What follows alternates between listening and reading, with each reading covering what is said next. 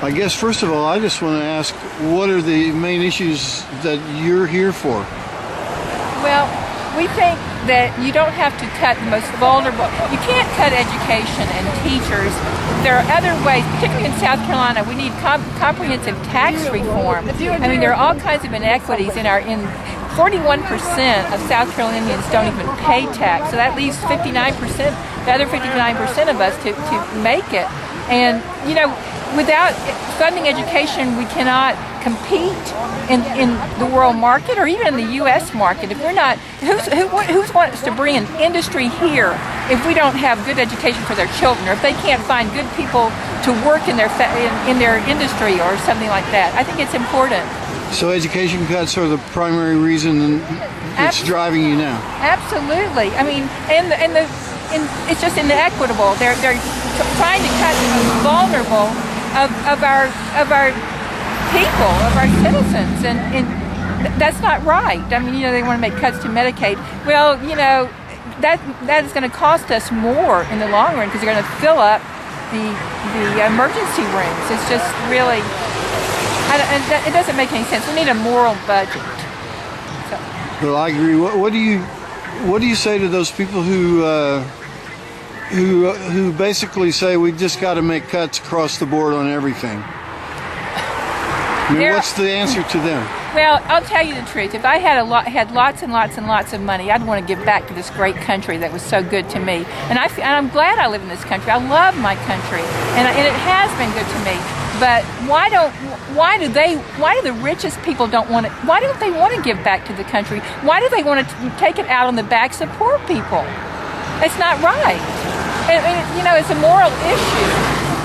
So you see the taxation is set up as immoral. Well, the way it is now. The way it is now. Yeah, the way it is now. Okay. We can make it better. What do we have to do to get the legislation changed to be more fair? Oh, geez. I don't know if you can. One thing, the more people get, unfortunately, at one time I don't think that was true. They wanted to give back and help. But now I think they just get greedier sometimes, and the richer they are, sometimes the greedier they are, and they don't listen. I mean, they don't feel it. They don't seem to have a heart and compassion. That sort of thing. So I don't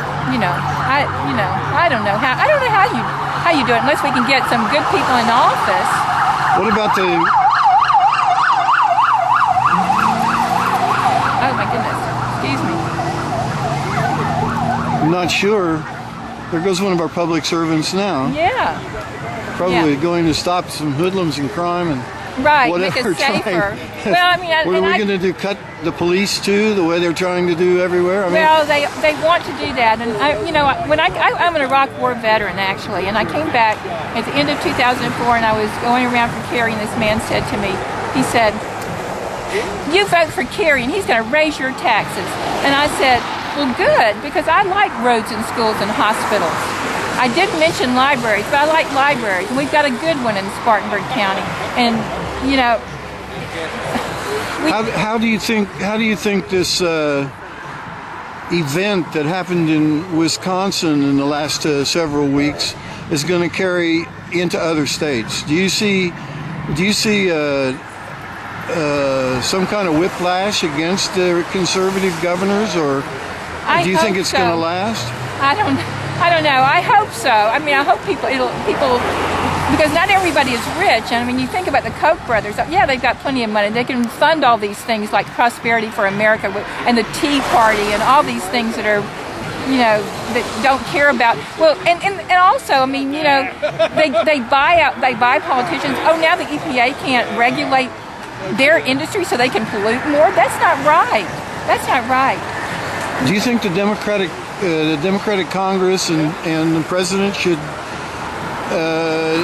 have been, I should say, more combative over this period of time when they've seemed to let these right-wing Republicans to have their way?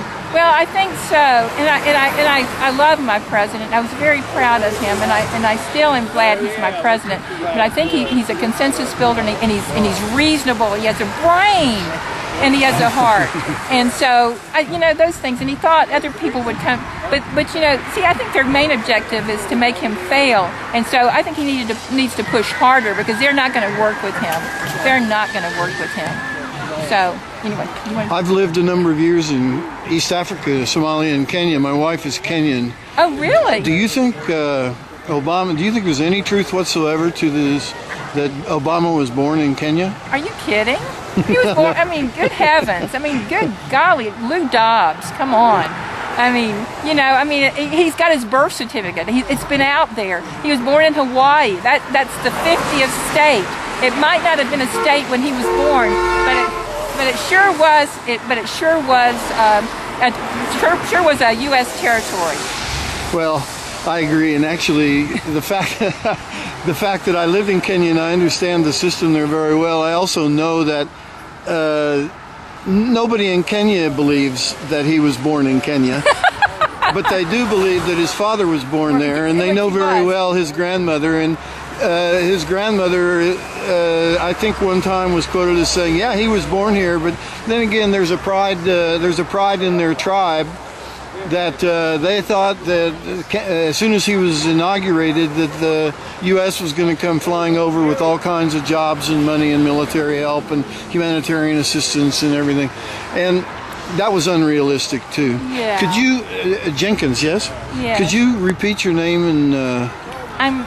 Oh, there's Jenks Jenkins. I'm Okay. a Spartanburg resident, and you might want to talk to Shelley or some of these other Okay, people. yeah, They'd probably do a better job than me. No, I think you've done a great job. Thank you so much for your time. Thank you for being here.